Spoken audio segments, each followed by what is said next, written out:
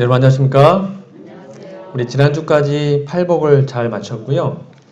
오늘부터는 우리 금요일마다 로마서 강의를 좀 함께 나눠보도록 하겠습니다.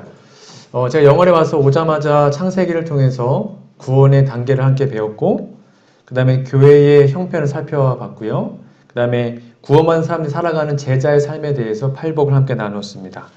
이 로마서라는 책은 여러분 알다시피 믿음으로 말미암은 의에 관한 정말 중요한 교리가 있는 책입니다. 이번 기회에 한번 로마서를 더 깊이 연구하시면서 우리의 구원을 한 번 더 살펴보는 시간이 되었으면 좋겠습니다. 미리 당부 말씀을 드리면 성경 본문이 좀 길 겁니다. 왜냐하면 다 할 수가 없어요. 그래서 간단한 개요와 개념 정리 위주로 할 것이고요. 한 절 한 절 다 하려면 몇 년 걸려도 못합니다. 그래서 간단한 개요로 할 거니까 이런 본문들은 이제 미리 좀 이렇게 읽어오시면 좀 공부하는 데 도움이 될 거라고 생각이 됩니다. 오늘은 로마서 1장 1절에서 17절에 있는 말씀을 본문으로 해서 믿음으로만 사는 의인이라는 제목으로 하나님의 말씀을 전하도록 하겠습니다. 그럼 본문을 로마서 1장을 쫙 펴놓으신 상태에서 함께 좀 들어주시면 좋겠습니다. 오늘 본문 말씀은 로마서라는 책에서 정말 중요한 본문이 기록되어 있는 장입니다. 왜냐하면 로마서의 핵심 주제, 오직 의인은 믿음으로 말미암아 살리라. 이게 바로 17절에 기록되어 있거든요.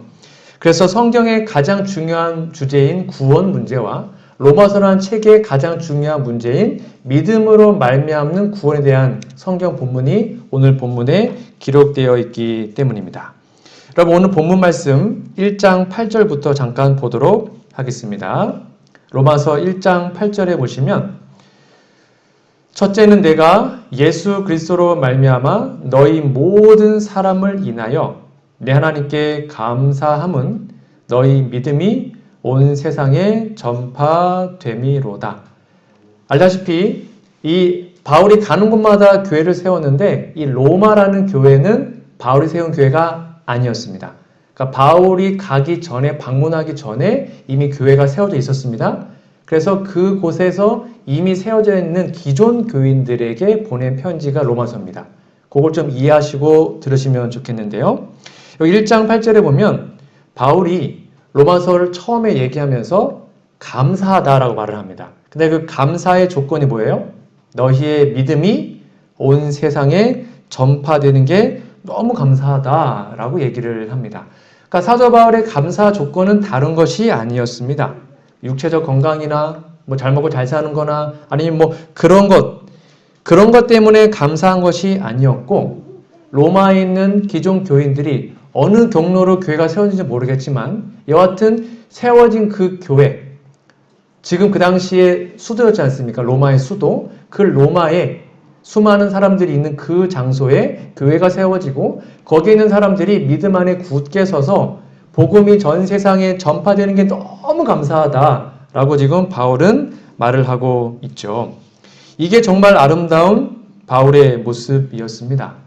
자, 그렇다면 우리가 매주 안식일마다 뭐 감사한금을 자주 내시는 분들이 많아요.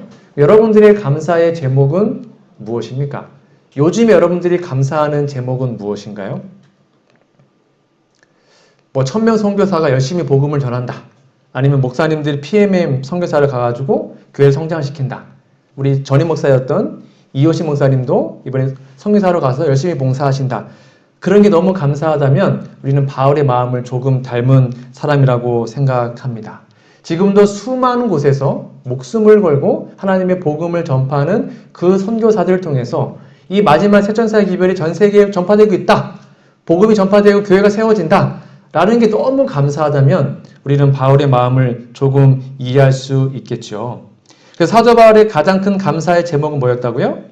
복음 전파였습니다. 다른 것이 아니었습니다. 돈 많이 벌고 건강하고 이게 아니었고 하여튼 빨리 복음이 전파돼서 예수님 왔으면 좋겠다. 복음을 전파하자. 이것이 사도 바울의 감사의 제목이었고 관심사였습니다. 그래서 모든 사도 바울의 책에는 복음에 대한, 구원에 대한, 전도에 대한 것들이 많이 기록이 되어 있습니다. 이것처럼 우리의 감사의 제목도 이런 하나님의 복음이 되었으면 참 좋겠습니다.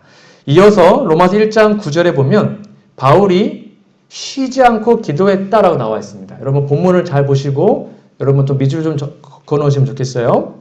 1장 9절에 보니까 내가 그 아들의 복음 안에서 내 심령으로 섬기는 하나님이 나의 증인이 되시거니와. 무슨 말이에요? 나 하나님 앞에 정말 당당하게 말하는데 양심에 꺼리낌 없이 내가 말하는데 그 말이잖아요. 그렇죠? 하나님 내 마음 아셔. 이렇게 말한 다음에 내가 항상 내 기도에 쉬지 않고 너희를 말하며 라고 얘기합니다. 또한 사도 바울의 감사 조건 이어서 사도 바울의 기도의 큰 제목이 무엇이었습니까? 복음으로 인하여서 그 기존 교인들, 로마에 있는 성도들이 성장하고 믿음 안에 굳건하게 서는 것이 바울의 기도 제목이었습니다. 근데 언제 기도했대요? 항상 기도했대요. 그걸 하나님이 증인이다. 하나님이 부끄럽지 않고 정말 내가 널 위해서 열심히 기도했다라고 지금 말하고 있습니다. 그렇다면 이 말씀도 우리의 삶에 한번 적용해 볼까요? 여러분 요즘에 기도 많이 하시죠? 여러분의 요즘의 기도의 제목은 무엇입니까? 혹시 뭐 건강에 좀 힘드신 분들은 건강 회복을 위해서, 경제가 힘든 분들은 경제 회복을 위해서 기도하는 것 충분히 공감하고 저도 그걸 위해서 기도하고 있습니다. 그러나 우리도 이 사도 바울처럼 복음으로 말미암아 성도들이 세워지고 교회가 좀 튼튼해지고 교회가 부흥하고 성장하는 게 우리의 첫 번째 기도의 제목이 되었으면 참 좋겠습니다.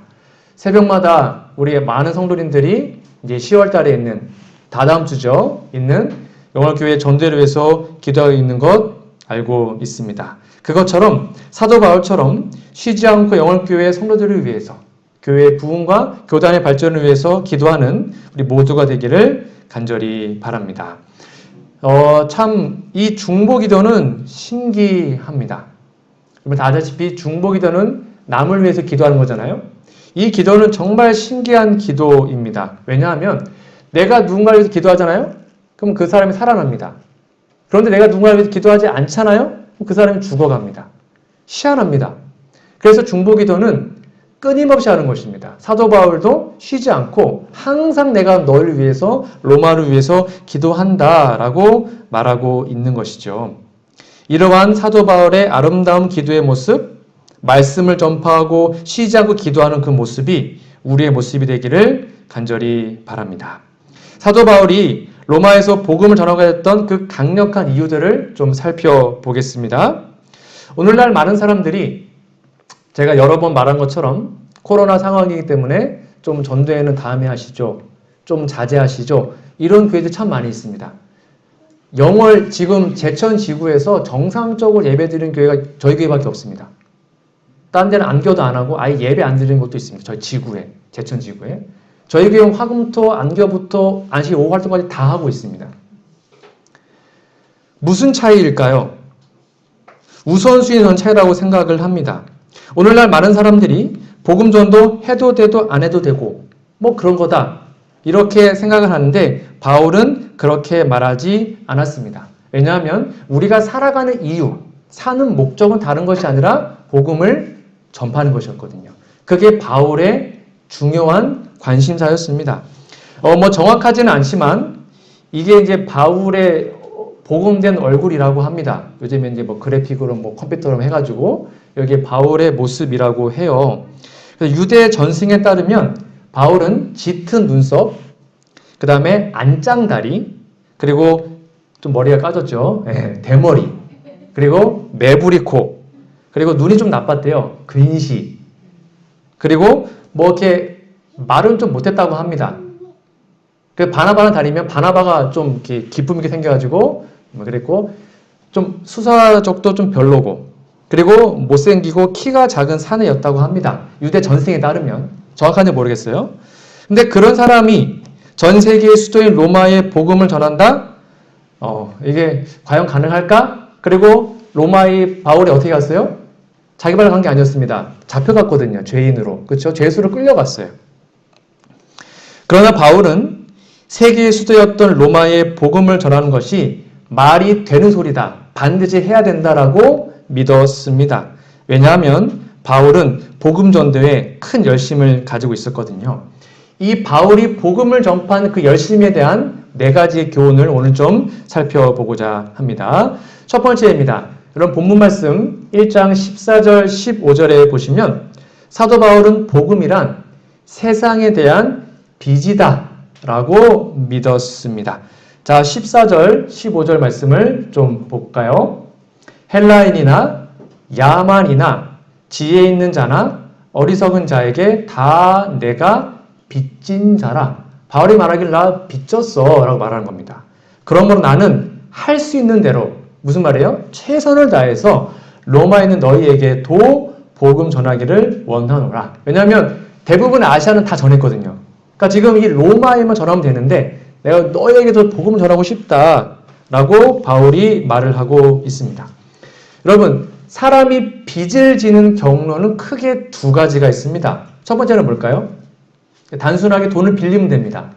제가 어느 집사님께 100만 원을 빌리면 저는 그분께 100만 원의 빚을 진 거죠. 빌리면 빚진 것입니다. 그건 막 누구나 아는 사실이고요. 또 하나의 빚지는 방법이 있습니다. 그게 뭐냐면 심부름할 때입니다. 제3자에게 전해줄 때. 예를 들면 제가 이제 수석 장로님께 심부름 받았습니다. 목사님, 이 100만 원을 우리 고태훈 장로님께 갖다 주십시오. 저한테 맡기신 겁니다. 그러면 제가 그 100만 원을 고 장로님께 갖다 드릴 때까지 제가 뭘 하고 있는 거예요? 빚을 지고 있는 것입니다. 제가 그 책임을 갖고 있기 때문에 그걸 갖다 주면 그걸 갚게 되는 것이죠. 이렇게 제3자에게 그것을 전하기까지는 빚진 자라고 할 수 있는 것입니다. 그게 빚지는 방법의 두 가지 이유입니다. 방법이에요. 지금 바울은 그 말을 하고 있는 것입니다. 사도 바울이 내가 빚을 졌다는 것입니다. 왜요? 하나님으로부터 그 귀한 말씀을 먼저 받았다는 것이죠. 그리고 그거를 누구에게요? 헬라인이나 야만이나 하여튼 모든 사람에게 그걸 대신 전해줘야 되는데 그걸 전하지 않으면 빚진 자의 사명을 감당할 수 없다고 말을 하고 있는 거죠. 즉 복음이 먼저 우리에게 맡겨졌다면 우리는 빚진 자라는 것입니다. 안식일 기별, 세천사의 기별, 성소 기별, 조사 심판 이거 우리밖에 모르잖아요. 그거를 우리가 먼저 알았기 때문에 그걸 다른 사람들에게 전해주는 게 빚진 자의 사명인 거죠. 복음전도 43페이지에 이런 말씀이 기록되어 있습니다. 밤에 본 계시 가운데서 화인 여사가 본 겁니다. 나는 매우 감동적인 장면을 목격하였다. 아마 이제 마지막 그 심판 때를 말하는 것 같습니다. 나는 어마어마하게 큰 불덩이가 여러 채의 아름다운 저택 위에 떨어져서 순식간에 폐허로 만드는 것을 보았다. 나는 어떤 사람들이 우리는 하나님의 심판이 이 땅 위에 임할 것을 알고는 있었으나 이렇게 속히 임할 줄은 몰랐다 라고 말하는 것을 들었다. 또 다른 사람들은 괴로운 음성으로 뭐라고 했어요? 당신들은 알고 있었을 것이다. 왜 우리에게 말하지 않았는가? 우리는 모르고 있었다 라고 말하는 것이었다. 나는 사방에서 그 같은 비난의 음성을 들었다. 만약에 정말로 순식간에 예수님이 이 땅에 오신다면 영월 지역에 있는 수많은 사람들이 우리에게 뭐라고 얘기할까요? 나 몰랐는데 왜 말 안 해줬어요? 라고 혹시 말하진 않을까요? 왜냐하면 영월 지역에 정말 복음을 전할 사람은 현재 저희밖에 없지 않습니까? 여러분 이제라도 세상에 대한 복음의 빚을 우리가 갚아야 합니다. 특별히 요즘에 우리 전단원님 선교회 중심으로 안식 오후마다 씨 뿌리기 전도를 활동을 하고 있습니다.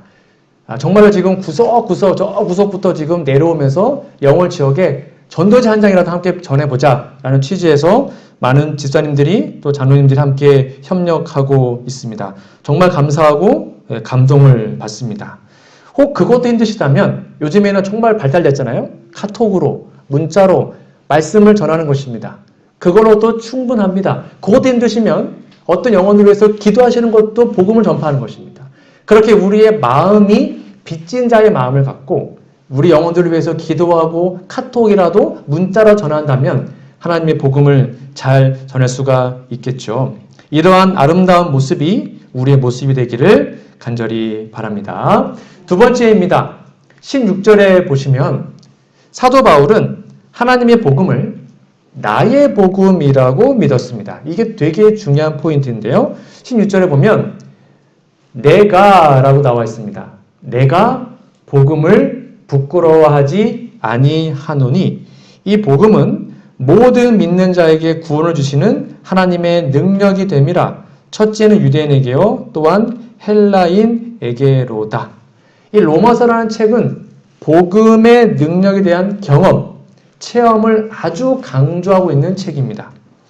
이 사도 바울은 16절에서 복음을 말할 때 반드시 자기 자신을 거기에 접목시킵니다. 쉽게 말하면 복음과 자기 자신을 분리시켜서 말하고 있지 않다는 것입니다. 여러분, 바울의 쓴 서신을 보면 바울은 언제나 복음이 나오면 거기 자기 자신을 경험적으로 갖다 붙였습니다. 심지어는요, 하나님의 복음을 내 복음이다라고까지 말을 했습니다. 이게 무슨 말이냐면 로마서 1장 16절에다 좀 적어놓으시면 됩니다. 짝꿍되는 성경절인데요. 로마서 16장 25절이랑요. 디모데후서 2장 8절입니다. 그게 짝꿍된 성경절입니다. 이게 뭐가 나와 있어요? 나의 복음과, 아니 복음이 바울 겁니까? 아니잖아요. 복음 예수님 거잖아요. 주 예수님의 복음이잖아요. 근데 그 복음을 바울은 뭐라 그래요? 나의 복음이라는 것입니다. 이게 무슨 말일까요? 내가 진짜로 경험하고 체험한 복음이다 그 말입니다.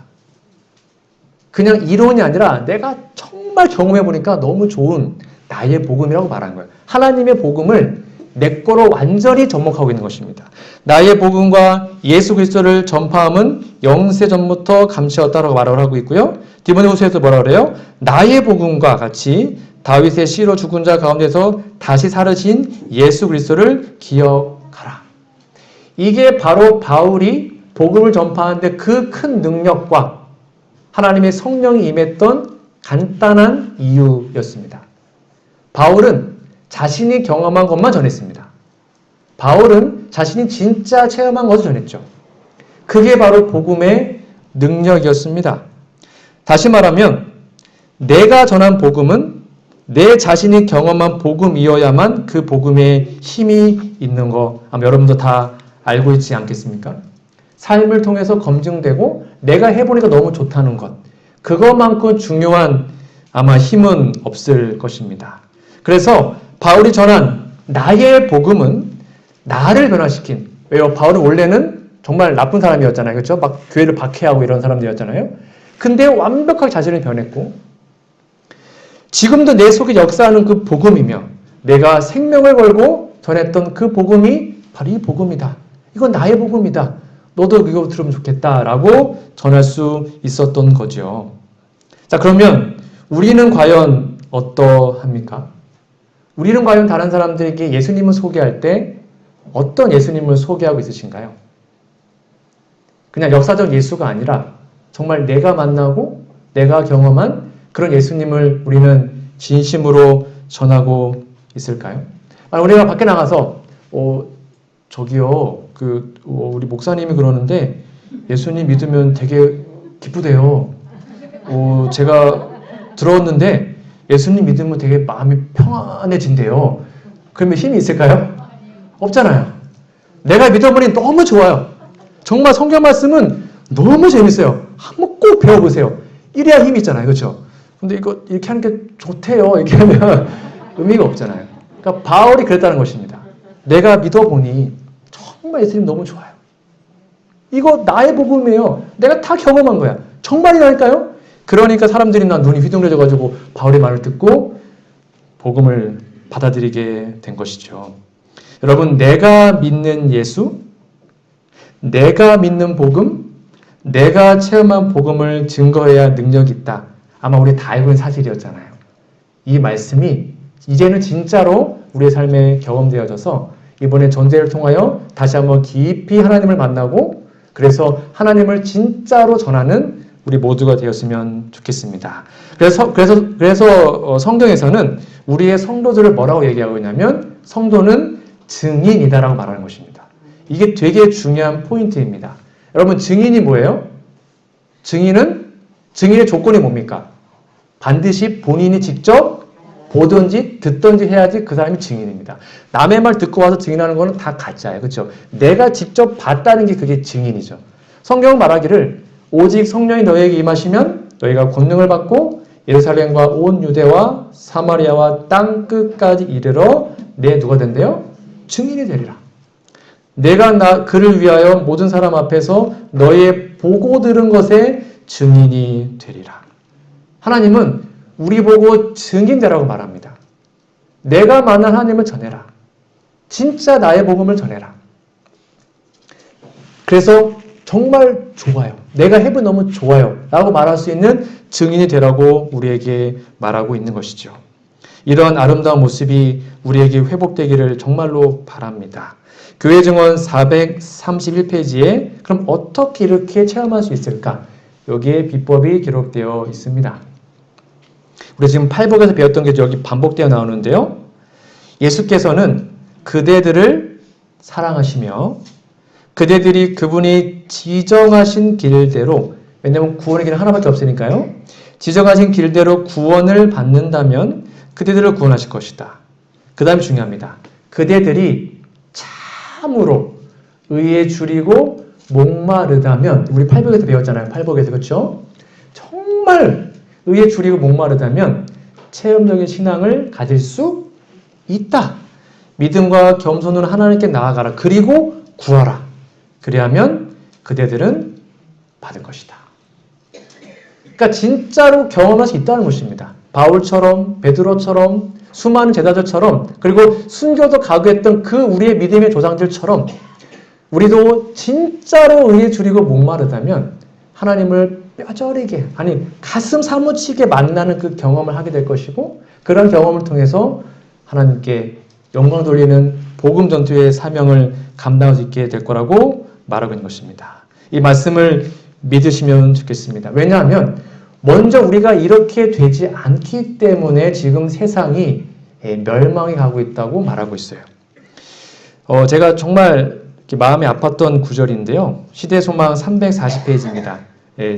제 자신을 볼 때 참 마음이 아팠던, 부끄러웠던 말씀이었습니다. 우리는 그리스도의, 여기 계속 반복됩니다. 증인으로서 우리가 아는 바와 자신이 직접 보고 듣고 느낀 바를 전해야 한다. 분명히 써 있죠? 만일 우리가 한 계단씩 예수를 따른다면 우리는 예수께서 우리를 인도하신 길에 관하여 말할 수 있는 어떤 요점을 갖게 될 것이다. 쉽게 말하면 구원은 길이잖아요. 하늘 가는 길인데 내가 A에서부터 B까지 어느 지점을 간다고 치면 제가 한번 그 길을 갔으면 누군가를 인도할 수 있겠죠. 그 길을 아니까 여기선 좌회전이고 여기서 우회전입니다. 근데 제가 가봤으니까. 이게 그 말이에요. 우리가 진짜로 구원을 한 계단씩 믿음의 단계를 밟아서 구원받고 있다면 그 길에 대해서 어떤 요점, 즉 내가 이거 해보니, 예를 들면 말씀 이렇게 해보니 너무 좋아요. 기도 이렇게 하면 너무 좋아요. 내가 마음 힘들 때 이렇게 하니까 그걸 이겨낼 수 있었습니다. 이렇게 하면 칭의를 받을 수 있고요. 이렇게 하면 성화를 받는 것입니다. 라는 것들을 자신의 경험을 통해서 말할 수 있다는 것입니다. 우리의 증인이라면 우리는 예수의 허락을 어떻게 시험해봤고 그 허락이 얼마나 확실한지를 알게 되었다는 것을 말할 수 있다. 우리는 그리스도의 은혜에 관하여 아는 바를 증거할 수 있다. 그 다음에 중요한데요. 같이 읽어볼까요? 시작. 이것이 우리 주께서 요구하시는 증거인데 이런 증거의 부족으로 세상은 멸망해 가고 있다. 그러니까 세상이 악해서 망한다는 게 아니라는 것입니다. 기존 목사 포함해서 기존 교인들, 기존 목회자들이 이렇게 정말 증인의 삶을 살지 못하기 때문에 세상이 멸망해 가고 있다는 거죠. 저도 이제 올해 40이 되다 보니까 저희 집사람하고 가끔 그런 얘기를 합니다. 청년 때가 참 좋았는데 그때 참 열정적으로 했는데 제가 24살 때 이제 저는 눈이 안 좋아서 공익근무를 했거든요. 그래서 저희 집에서 이제 다녔습니다. 이제 공익 군 생활을 했는데 그때 3년 재활센터에서 이제 제가 24살이었고 그때 형들, 이제 장애인 형들입니다. 근데 정신을 멀쩡하고 이제 지체장애는 아니고 육체적으로 좀 아픈 분들, 그분들이 있었어요. 한 30살 먹었던. 근데 그때 청년반 어떻게 했냐면 오후 1시부터 저녁 6시까지 5시간 동안 말씀 연구만 했어요. 진짜로. 쉬지 않고 말씀 연구했어요. 1년 내내. 근데 전혀 지루하지 않고 너무 행복했어요. 근데 지금 그렇게 못하거든요. 그래서 벌써 이러면 안 되는데 여러분 혹시 그러지 않습니까? 내가 왕년에 말이야. 내가 그때 참 열심히 했는데 내가 지금은 여러분 그러면 안 되잖아요. 그렇죠? 내가 만난 하나님은 옛날의 하나님이 아니라 지금 살아계시고 지금도 정말 활동적으로 만난 하나님이어야 되는데 혹시 우리의 모습이 그렇지 않다면 우리의 모습을 다시 한번 살펴보시고 왕년에 수십 년 전에 했던 그런 간증들이 아니라 오늘 만나고 지난주에 만났고 정말 요 근래 만났던 하나님에 대한 그 귀한 간증이 그 증거가 우리 삶에 가득 넘쳐서 사람들에게 정말 나의 복음을 전할 수 있는 우리 모두가 되기를 간절히 바랍니다. 그것이 바로 바울의 모습이었습니다. 세 번째입니다. 사도 바울은 16절입니다. 복음이란 구원을 위한 하나님의 능력이라고 믿었습니다. 여러분 16절을 다시 볼까요?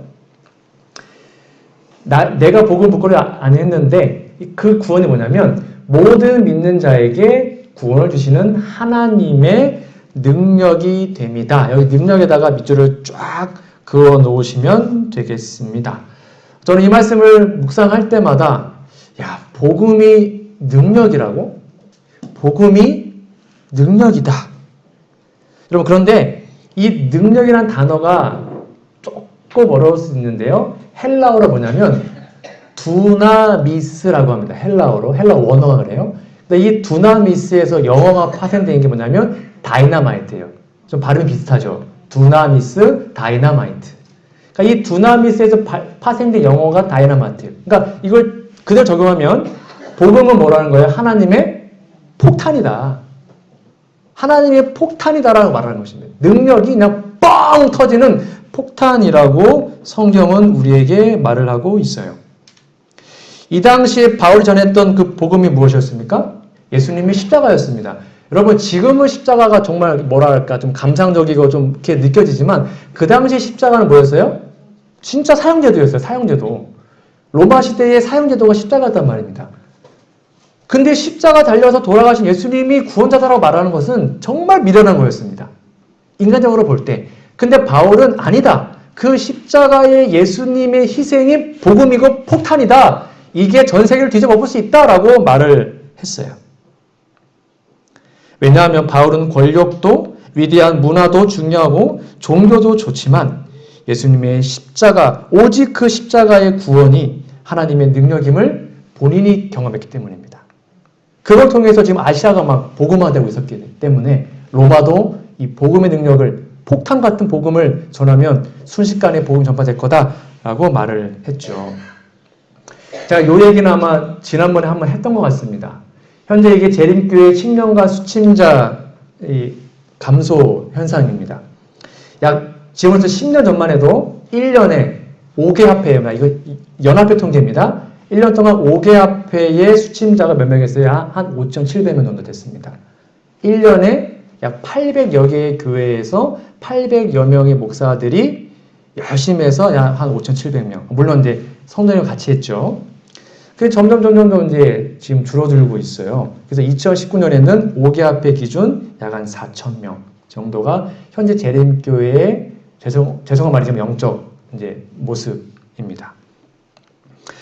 여러분 이거 보면 어떤 생각이 드세요? 1년 동안 800명의 목회자들과 약 10만 명의 성도들이 1년 동안 했는데 약 4,000명. 근데 초대교회는요? 하루에 3,000명. 너무 차이 나지 않습니까? 우리 800명의 목회자들이 1년 동안 해도 4,000명인데 초대교회는 하루에 3,000명이었어요. 여러분 여기 지금 폭탄이 있습니다. 이 폭탄을 하나님은 어떻게 우리에게 사용하라고 말씀하셨을까요? 예를 들면 지금 여기 100명, 200명 지금 전쟁터라고 칩시다. 제가 이제 폭탄 들고 있습니다. 불 안 묻혔어요. 폭탄이 꽤 큽니다. 그리고 쇳덩이로 되어 있습니다.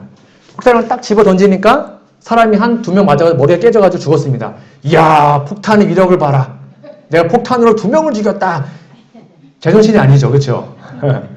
근데 오늘날 이게 우리 교회의 모습이라는 것입니다. 정말 복음은 능력인데 오늘날 시대에도 성령이 내려서 하루에 3,000명 회개시킬 수 있다고 나와 있거든요. 말씀에는요. 근데 우리는 1년에 뭐 5명 침례받으면 성공. 전도회 해가지고 뭐 한 2명 침례받으면 성공. 그게 아닌데. 그러면 여기에 나와 있는 이 폭탄을 정말 제대로 사용하는 게 방법이 무엇일까요? 뭘 붙이는 거예요? 불을 붙이는 거예요. 불을 붙이면. 불을 붙이면 이 폭탄 하나가 한두 명이 아니라 그 폭탄이 터져버리면 수천 명이 죽을 수 있거든요. 그러니까 이 복음에는 하나님의 불을 붙여야 됩니다. 근데 그 불이 뭘까요? 기도의 불, 성령의 불.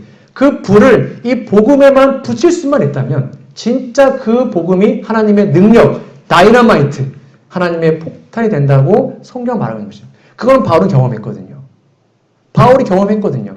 자기 시대에 수많은 사람들이 복음이 전파되는 것을 봤거든요. 하루에 몇천 명 회개한 걸 봤거든요. 정말 야만인들이 복음이 들어간 걸 봤거든요. 그러니까 당당히 말하는 거예요. 십자가는 하나님의 능력이다. 여러분, 그러니 이 복음에 우리의 불을 붙이면 좋겠습니다. 우리의 기도의 불, 정말 성령의 불을 붙여서 우리 시대에 뭐 하루에 3,000명은 좀 너무 그래도 1년에 한 몇백 명 정도는 해봐야 되는 게 좋지 않겠습니까? 늦은 미래를 기대하고 있는데 정말 막 교회가 미어 터져가지고 막 1년 만에 막 교회 새로 막 짓고 막 이때는 그랬어요. 이때는 그렇게 했어요. 바울은. 우리도 그렇게 할 수 있다는 것입니다. 우리가 기도와 성령의 불을 복음에 붙일 수만 있으면 이런 아름다운 모습이 우리의 모습이 되었으면 우리 교회의 모습이 되었으면 얼마나 좋을까요? 사도행전 2장 41절 그 말을 받는 사람들은 침례를 받음에 이날의 제자의 수가 3,000이나 더하더라. 이것이 그냥 허망한 얘기가 아니라 우리 시대에 정말 늦은 비가 임해서 우리 눈으로 목격하는 일이 되었으면 좋겠습니다.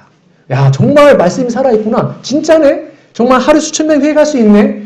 그런 경험이 정말 우리 시대에 우리가 다 경험하여서 예수님의 재림을 맞이하면 좋겠습니다. 이런 아름다운 모습, 이러한 모습을 경험하기 위해서 기도의 불을 붙여주시고 성령의 불을 붙여주시면 좋겠습니다. 저도 더 열심히 기도하고 열심히 전도하도록 하겠습니다.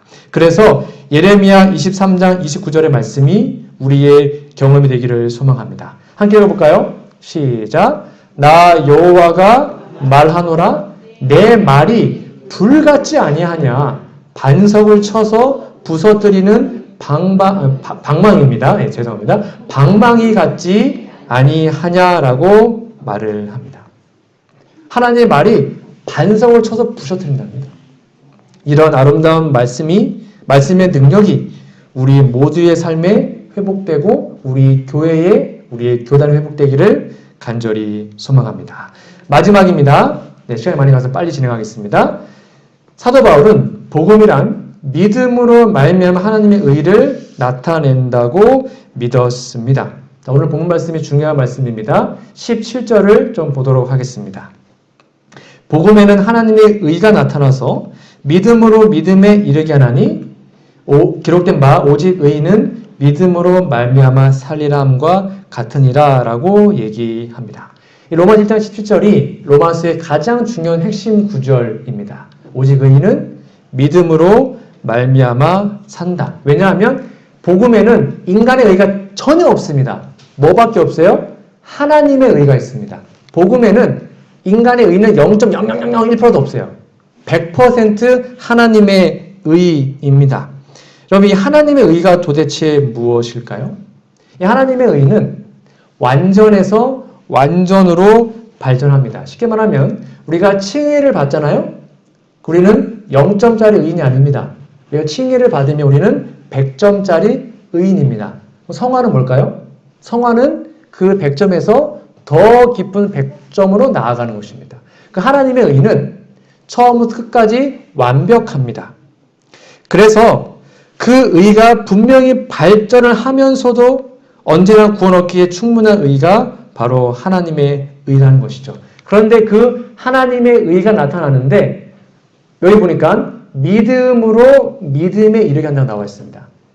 여기 영어에 보면 믿음이 뭐냐면 faith, 그 from faith에서 from to, 그러니까 믿음으로부터 시작을 해가지고 믿음으로 간다는 것입니다. 여러분 보면 이 앞에 믿음은 뭐고 뒤에 믿음은 뭐예요? 믿음은 하나 아닙니까? 여기는 앞에 믿음이 있고 뒤에 믿음이 있어요. 그렇죠? 분명히 복음에 하나님 의가 나타났는데 믿음으로 믿음에 이르게 한다. 그럼 앞에 믿음은 뭐예요? 그 뒤에 믿음은 뭐예요? 이게 하나님의 의예요. 하나님의 의가 나타나면 우리를 믿음으로 믿음에 이르게 한대요. 이 앞에 믿음이 뭐냐면 여러분 좀 적어놓으세요. 앞에 믿음은 간단히 얘기하면 선택입니다. 선택. 단적인 예로 나아만 장군 이야기 다 아시죠? 나아만 장군이 엘리사가 가서 몸 씻어라 했을 때 무슨 말도 안 되는 갈라 그랬죠. 근데 그 주변 부하들이 제발 하면 안 됩니까? 했을 때 나아만의 믿음이 조금 있었습니다. 그래서 네 말도 한번 해보자 하고 들어갔죠. 그때 믿음이 올바르지 않았어요. 근데 말씀대로 하기로 뭘 했어요? 선택을 합니다. 그렇죠? 그리고 들어가서 막 담가보니까 몸이 깨끗해졌어요. 그러니까 오! 하나님 진짜 살아계시네? 하고 그의 믿음이 더 성장했죠. 이게 그 말이에요. 그러니까 하나님의 말씀을 우리가 100% 이해하지 못하더라도 말씀이 있으면 한번 이 말씀대로 순종하기를 선택하는 것입니다. 그게 믿음이에요. 첫 번째 믿음. 근데 그 믿음을 선택했을 때 그 말씀이 내 삶에 적용되면 진짜네? 하고 내 믿음이 점점 자라겠죠. 이게 그 말이에요. 믿음으로부터 믿음에 이르게 해요. 근데 그 믿음이 다 우리를 온전히 구원할 수 있는 100% 하나님의 의가 된다는 것이 바로 믿음을 말하는 의의 핵심입니다. 그러니까 이 의는 사람의 노력으로 이루어지는 것이 아닙니다. 무엇으로요? 믿음으로만 이루어집니다. 그리고 그 믿음을 우리가 선택할 수 있는 그 힘을 갖고 하나님께 기도하고 순종할 때 우리는 믿음으로 더 나은 믿음으로 자라날 수 있는 것입니다. 더 쉽게 얘기하면 왜 우리가 믿음이 자라지 않을까? 왜 우리의 신앙이 더 성장하지 않을까? 간단합니다. 선택하고 순종하지 않기 때문입니다. 말씀이 순종하면 반드시 믿음은 자라게 되어 있습니다. 이게 그 말이라는 것이죠. 여러분 그러니까 말씀을 선택하시고 순종하십시오. 그러면 우리의 믿음이 더 깊은 믿음으로 자라게 될 것입니다. 그러할 때 오직 의인은 믿음으로 말미암아 살리라라는 말씀이 우리의 삶에 그대로 적용되게 될 것입니다. 마지막입니다. 로마서에서 아주 중요한 가르침이 또 있습니다. 여러분, 히브리 문학은 이 앞에랑 뒤에를 이렇게 짝꿍을 시키는 것을 히브리 문학의 구조라고 얘기합니다. 그게 제일 중요합니다. 그래서 보통 성경적으로 알다시피 창세기 1, 2장, 계시록 맨 마지막 2장 짝꿍이잖아요. 그것처럼 로마서 짝꿍이 있어요. 즉 로마서 1장이 제일 첫 장이죠. 로마서 16장이 제일 마지막 장입니다. 그래서 사도 바울이 로마서 16장 전체를 관통하고 싶은 그 구절을, 그 단어를 앞에랑 뒤에다가 연결시켜 놓습니다. 그게 뭐냐면 앞에 보실까요? 믿어 순종케 한다. 이 말이 로마서 16장 26절에 또 나옵니다. 내가 이렇게 하는 이유는 모든 민족으로 믿어 순종케 하려고 하는 것이다. 이게 로마서의 가장 중요한 포인트입니다. 아까 똑같은 말이죠. 믿음으로 믿음에 이르게 한다. 왜요? 믿어 순종케 될 때 우리의 믿음이 성장하기 때문인 것이죠. 그거 실제적으로 경험될 수 있는 그 믿음을 제발 우리가 하면 좋겠다라는 것이 사도 바울의 권면입니다. 여러분 그러므로 믿음은 순종을 함께 한다는 거 우리가 정말 많이 들었지 않습니까? 그것처럼 믿어 순종케 되는 경험, 이러한 모습이 우리의 모습이 되기를 간절히 소망합니다.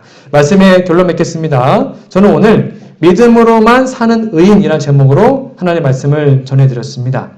사도 바울이 로마서를 쓴 이유가 바로 불신자 전도가 아니었습니다. 이미 기존 교인이었습니다. 그렇죠? 기존 교인들의 그 믿음을 다시 한번 깨우기 위해서 로마서를 썼습니다. 그러므로 이 말씀은 이미 믿고 있는 우리들의 다시 한번 삶을 되돌아보고 우리의 믿음을 돌아보는 귀한 책이라고 말할 수 있습니다. 오늘 말씀을 정리하면 이것입니다. 사도 바울은 복음이란 세상에 대한 빚이라고 말했습니다.